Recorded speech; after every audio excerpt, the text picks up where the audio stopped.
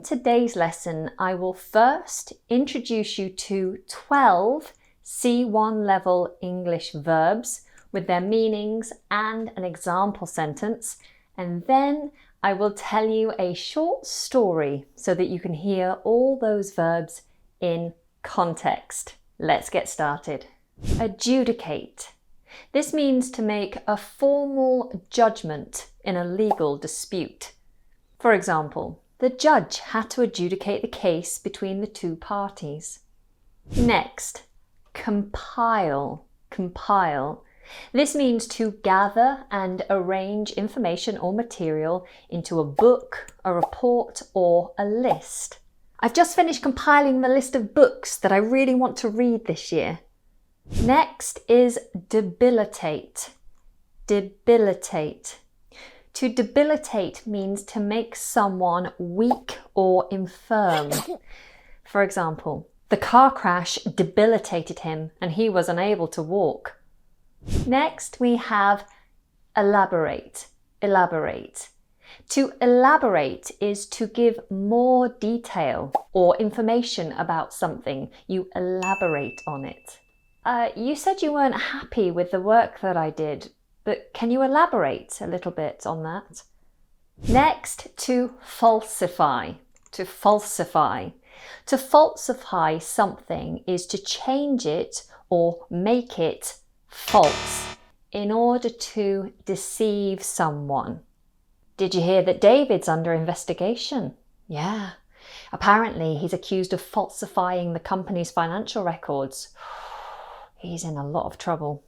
Next we have grapple. Grapple. To grapple is to deal with a difficult situation or problem. The two wrestlers grappled with each other for control. Next we have halt. Halt. To halt means to stop something from continuing or happening. The train came to a halt at the station. Next we have indict. Indict. To indict someone is to formally accuse them of a crime or offence. So you know David, yeah? He was indicted on charges of embezzlement. Next, to justify. Justify. This is to provide a good reason or explanation for something. I went to see David and he tried to justify his actions to me, but no, he's guilty. Next is to kindle. Kindle. To kindle is to start a fire or to ignite something. He kindled the fire by adding more wood, but he kindled their relationship by adding more passion. Next we have lavish. Lavish. To lavish is to give something in large quantities or with great generosity. She lavished him with compliments on his cooking. Next we have marvel. To marvel. This means to be extremely surprised or impressed by something. Wow! I couldn't help but marvel at the beauty of the sunset. Next we have nuzzle. Nuzzle. To nuzzle is to rub or press your face against someone or something affectionately. The puppy nuzzled his head under her hand. Next we have offend. Offend. To offend someone is to cause someone to feel upset or angry. He offended her by making a rude comment. Next we have peek. Peek.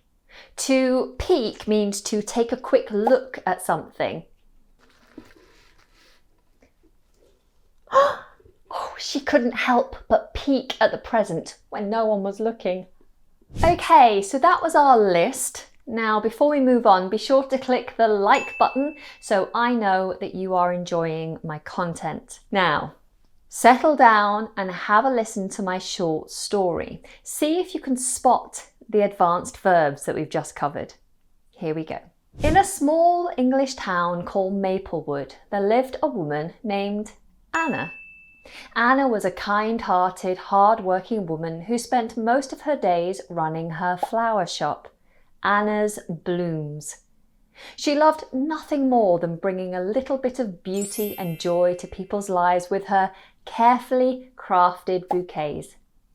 One day, as Anna was tending to her shop, a group of police officers walked in and began to compile a list of all the flowers in the store.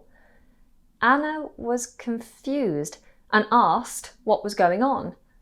The officers informed her that she had been indicted for falsifying the town's flower records.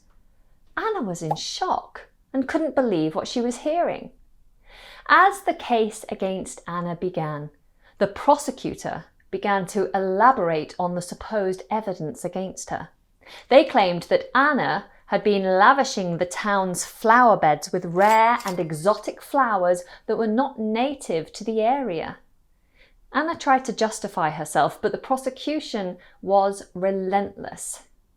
The trial was a grueling one, with Anna and the prosecution grappling with each other over every detail. The judge had to halt proceedings multiple times to adjudicate disputes. Anna's defense team tried to present evidence that proved her innocence, but the prosecution argued that it was falsified. Finally, the day of the verdict arrived. As the judge read out the decision, Anna felt her heart pounding in her chest. But to her surprise, the judge declared her innocent.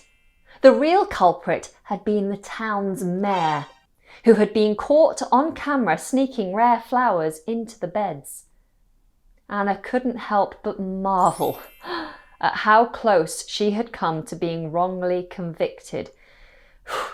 She went back to her flower shop where her loyal customers had been eagerly awaiting her return.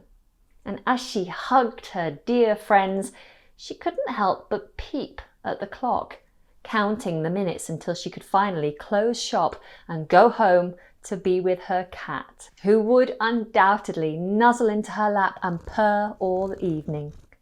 But her relief was short-lived, as the same group of police officers returned to her shop, this time accusing her of offending a certain police officer with her flower arrangements.